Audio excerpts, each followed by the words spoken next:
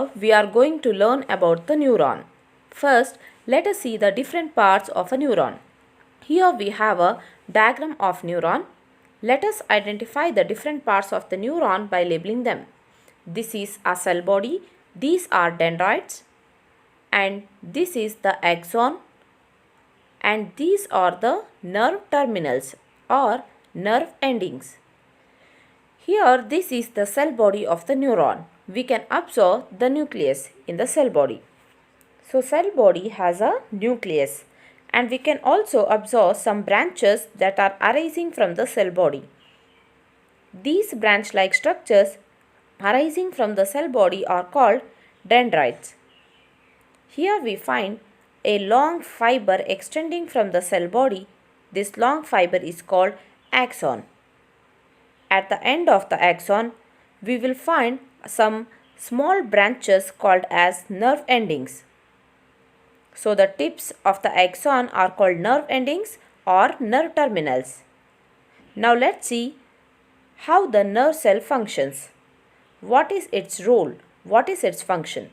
How do these nerve cells help us?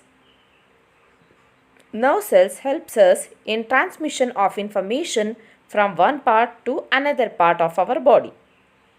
Let us understand this with the help of an example.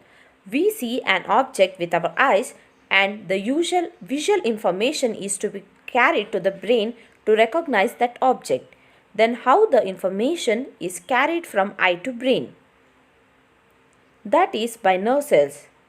The dendrites of the neurons receives the information. The axon passes the information to the next neuron. When the dendrites of a neuron receives the information, they start chemical reaction that generates an electrical impulse. This electrical impulse travels from the dendrites to the cell body and then along the axon and finally reaches the nerve ending.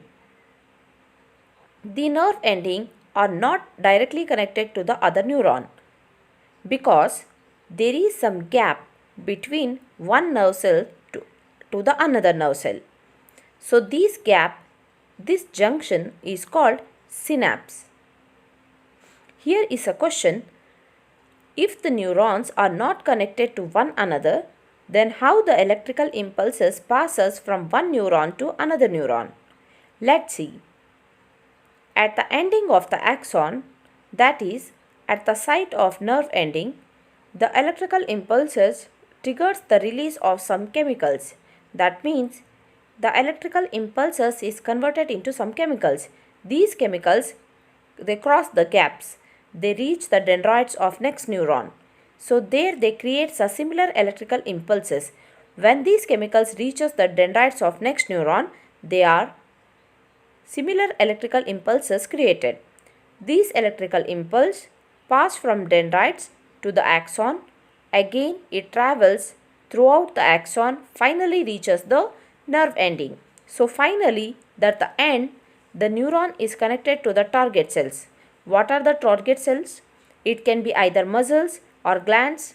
So at the end of the neuron is connected to the target cell, find the synapse. Then what is a synapse? Synapse is a gap between the neuron to the next neuron. This is how generally our impulses travels in our body.